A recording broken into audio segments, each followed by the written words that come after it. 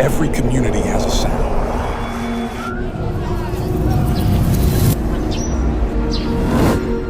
And behind every sound is a story worth telling. From the artists on stage to the creators behind the scenes, this is Behind the Music. Shout out to Rhythm right up. In Charlotte, there are places where music and community collide. One of those places is the Bridge, a venue, a hub, and more than that, a movement. At the center of it all is Cnote, the visionary who built it from the ground up.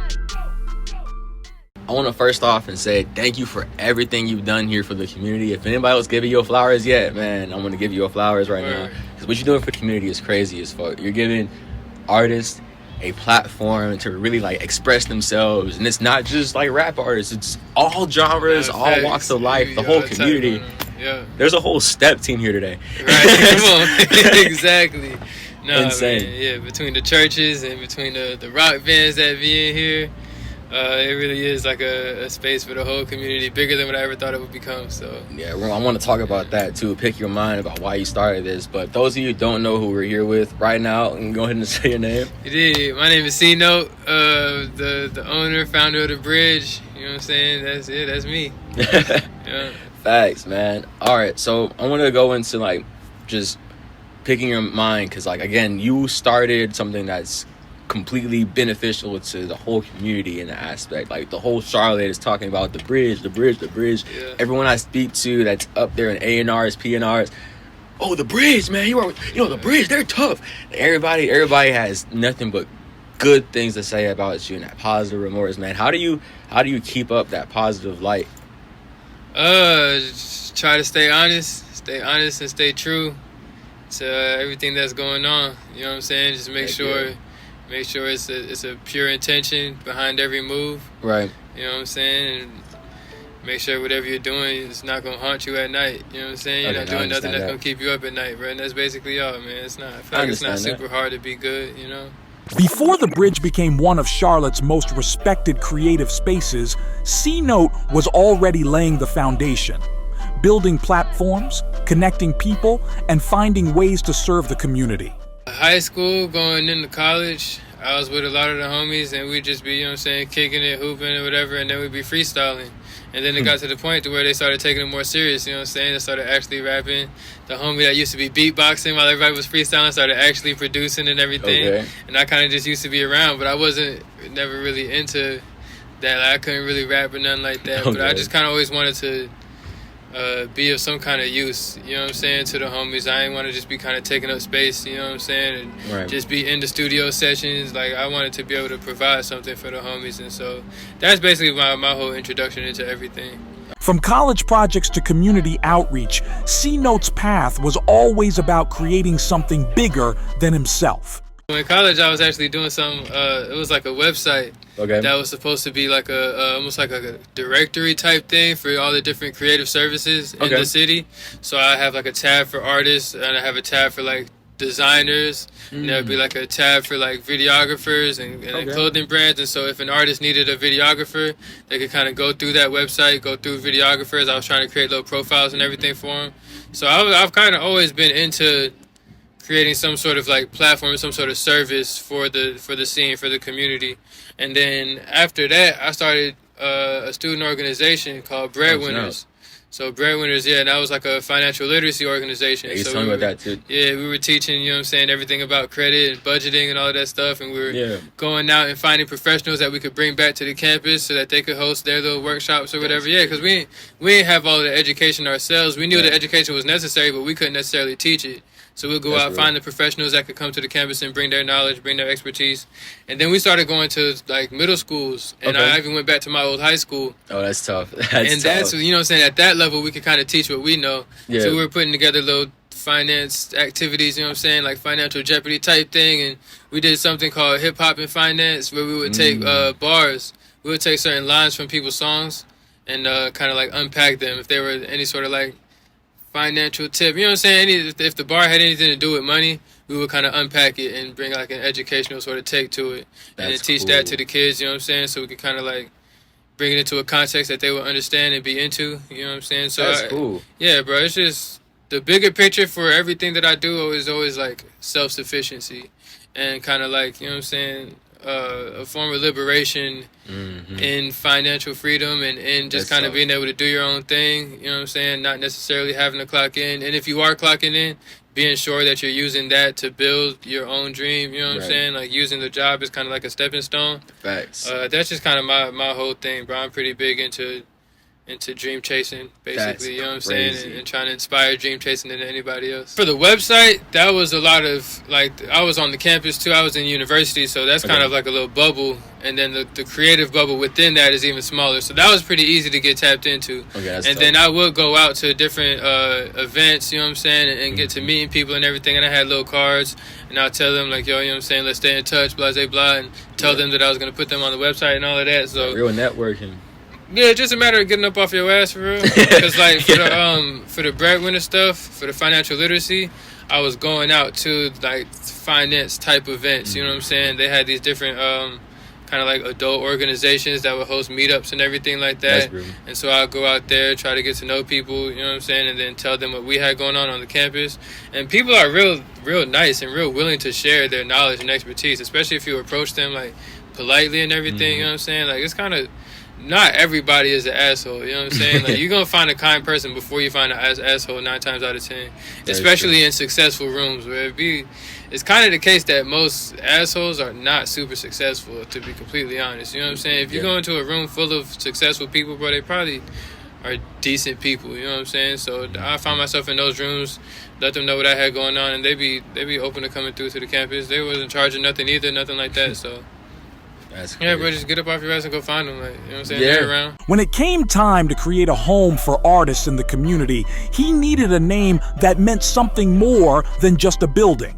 Actually, kind of like interesting. I don't even know if it's like in the right, but basically, I just wasn't doing nothing. Like I was just working at Amazon, and then the homie No Heart, he was going by Simo at the time. But he had a studio in the Cnote Studios building. And I would just kick it with him and just smoke, you know what I'm saying? But he had sessions that were coming in and out.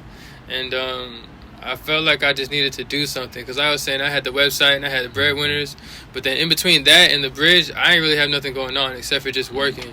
Which is kind of like unlike me, you know what I'm saying? So I was like, bro, I need to just kind of take a leap of faith, you know what I'm saying? And just kind of like get into some shit. And so that was kind of like the metaphor for the Bridge was me like taking a leap of faith, jumping off the bridge. That's tough. Yeah, that's tough. Finding something to do type shit. You know what I'm saying? Like I just need to do some shit. I need to get into it. And then it just kind of made sense that the Bridge was also like a connection. You know what I'm saying? Like it brings things together. It bridges gaps and everything like that. Bridges like everybody. Right. Yeah, but that wasn't the initial like meaning behind it. It was more of like a leap of faith type thing. What started in a small location grew into the space we know today. But every building block came with struggle, financial losses, doubts, and the pressure to keep the vision alive. The Cnote Studio is where it all started. I don't know if you've ever been there or know anything about that. I know Cnote Studio. But the Cnote Studio building, that's where it all started. And so I was paying rent in there before I had any sort of motion going on. And I didn't have that much money either. So it's like, I have to make some shake now because I have to pay this rent, you know what I'm saying? I have to get shit going. And so that was where it really became a leap of faith, where it really became like a testament to my like willpower, you know what I'm saying? As far as making something shake, making something happen, I couldn't just sit on my ass because it's like, bro, I gotta pay this rent type shit. It's really just all mostly financial, you know what I'm saying? Then also there's going to be some fallouts with people, you know what I'm saying? You're going to butt heads with certain people that you didn't think you would. And you can't really fault or blame nobody for nothing like that. Like, it's just, you know what I'm saying?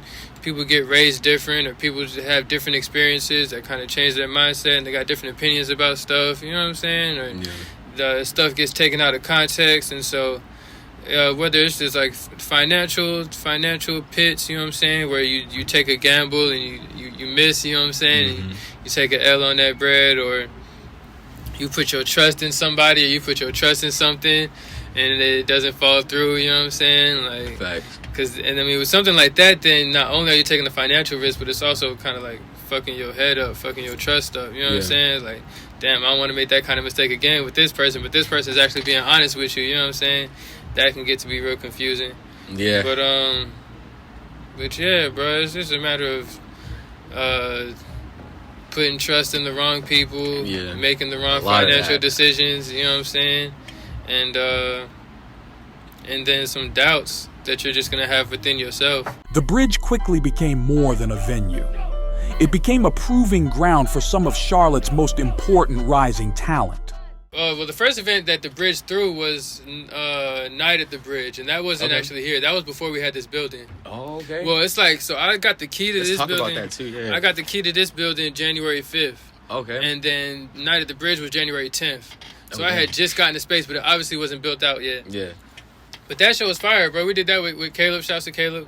But that one we had some heavy hitters, you know what I'm saying? Because that was our first show, so there was no, like, tiring up the lineup or nothing like that. You know what I'm saying? Like, we could get everybody fresh that we wanted. So we had, like, 10 cell phones and Jay Storm and Swag, Trap Swag, and, like, Lil DJ was on that show.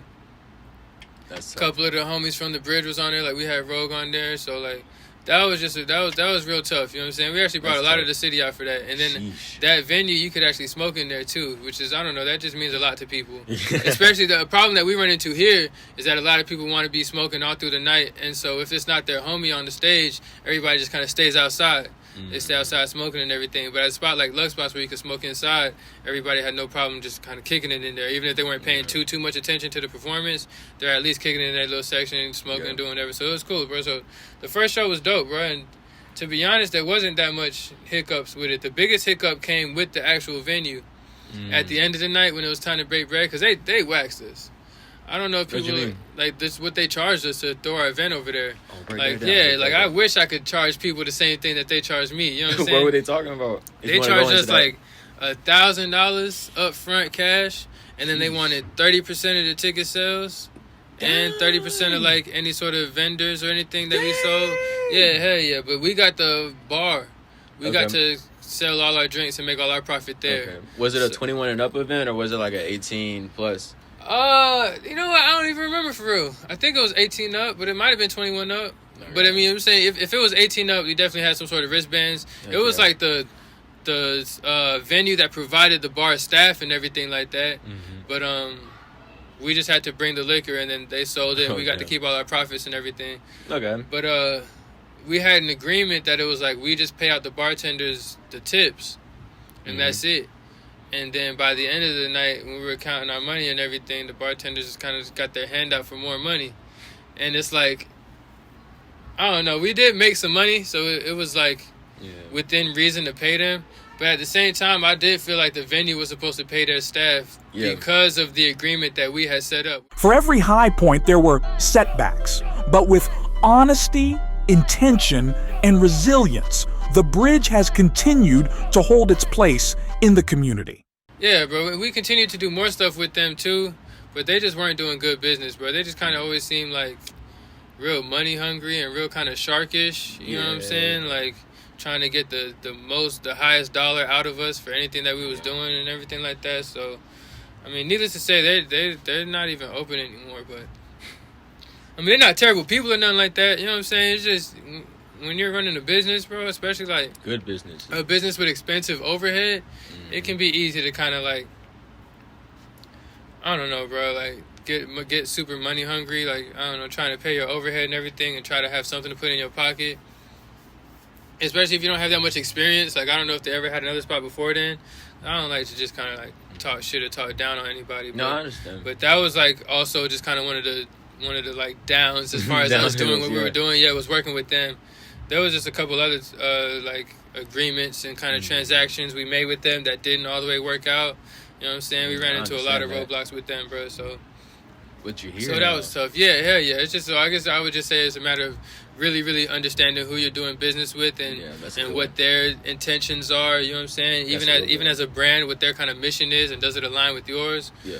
Just kind of like be careful for that, bro, because any sort of conflicts can be a real obstacle. The vision doesn't stop here. For Cnote, it's about ownership, even if that means taking a step back to move forward. Well, really, I wouldn't even mind downsizing the space. That's kind of been stuck in my head is like, I couldn't imagine the next bridge spot being half the size as this, or being a little more run down or anything like that. But the fact of the matter is, it needs to be owned by the bridge. You know what I'm saying? And so right now I have a lease on this building, and so I'm paying rent on it. But it's like, in 5 years, I need to be able to own the next space, even if it means taking a couple steps down, but having like full ownership to be able to do whatever I want, knock whatever walls down I want to knock down, everything like that. You know what I'm saying? So that's really all I'm working towards. Now, 5 years ago, before I had this building, if somebody asked me the 5-year plan for the bridge, it wouldn't have been this. Because, you know what I'm saying, this was literally like 10, 15, 20 years into the plan was to have a building like this. So it just kind of like, you know what I'm saying, the shit just kind of came up, you know what I'm saying? The cards got dealt, and I was like, oh shit, I got a better hand than I thought. You know what I'm saying? Just moving with the bridge and everything. So who knows what 5 years could really look like, but somewhere within that 5 years, I would like some ownership in the space, bro. And that's basically it, bro. As far as the brand and everything, I hope we're still providing the same sort of impact that as we already are. Just kind of making sure we're doing good business, doing good work with everybody. I still got a lot to learn myself, as far as just like, you know what I'm saying, how to put the right foot in front of the left. How to make sure everybody's getting treated fairly, even if not everybody's going to be satisfied at the end. You know what I'm saying? Like that's going to be one thing. One person is going to get, you know what I'm saying, 2 gold pieces, and the other person is going to get 1 gold piece, and the person with 1 gold piece is going to look like, damn, why he get 2 and I only got 1? Like, it was like, nigga, you got some. You know what I'm saying? But that kind of like just concept, like that's a big one, and I got to kind of figure out how to get over that, kind of like, you know what I'm saying, make sure everybody feels like they're getting treated fairly and everything. So I just got in the next 5 years, bro, there's a lot of personal development, you know what I'm saying, a lot of personal growth within myself as well, and then ownership. After everything Cnote has built, from his college days to Breadwinners to the first nights at the bridge, his story comes back to one simple idea: staying true to the mission. Before we wrapped, I asked him for any final words and advice for the next generation of business owners. Put it back where it came from. You know what I'm saying? That's the whole kind of mantra, everything. That's how this all got put together. If you get $1 from there, put it back there. You know what I'm saying? Don't make your $1 and then go spend it on some bullshit, or, you know what I'm saying, go spend it doing something else, bro. Like, if you're not reinvesting, bro, it's not gonna happen, dog.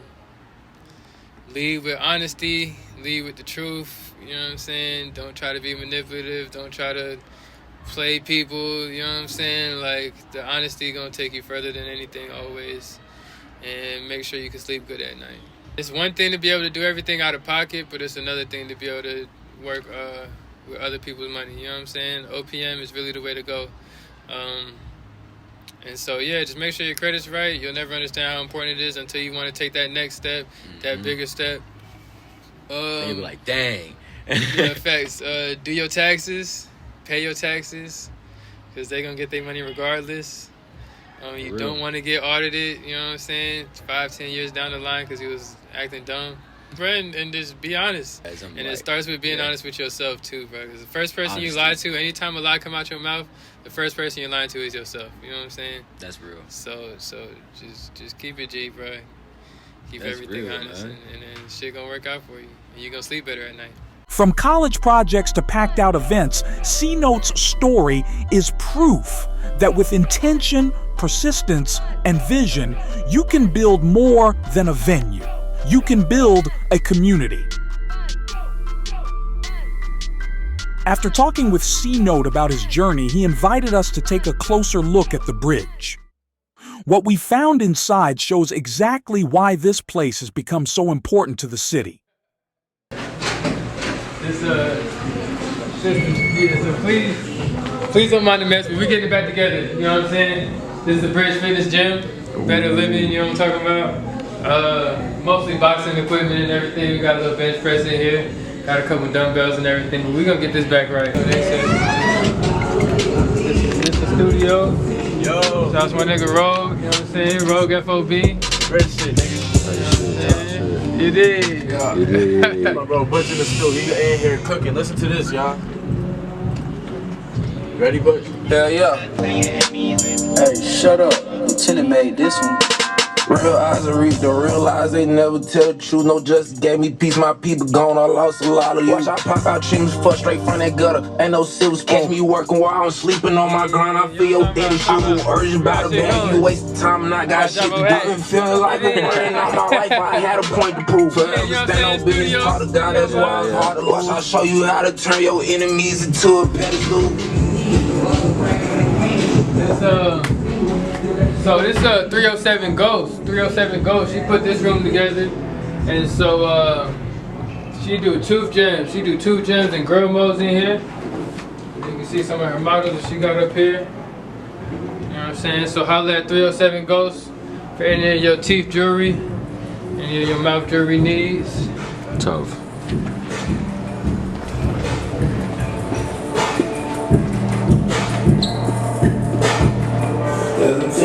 Kind of a storage room right now for our tables and chairs, but we got a green room. So I don't know if you've seen a dude that do Lucky Llama, but he do the green room exclusives. So all the green room exclusives that you ever seen got shot in this room. So you know what I'm saying? If you got any other videos you want to get done, need green screen, anything like that, holla at me. We got that.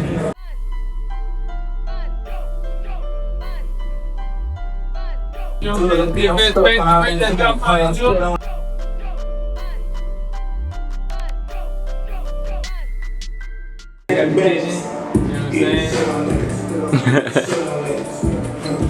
You got whatever you might want to drink, you know what I'm talking about? It's all real cheap liquor, but you know what I'm saying? We keep the good stuff for ourselves. Yeah, man, so that's the Bridge, so it's everything we got going on. This the Bridge mascot. No shit, say what's up to the camera, mama. This the mascot, you know what I'm saying? This the alternator from the battery. You know what I'm saying? She the one that keep everything moving for real. She the one that hold everybody together. That's the glue. That's my baby. Shouts to Rhythm Radar, you know what I'm saying? They got this shit on lock. They got everything from the song wars to the vlogs to the interviews, you know what I'm saying? So lock in with Rhythm Radar, stay up to date with everything going on in the underground scene.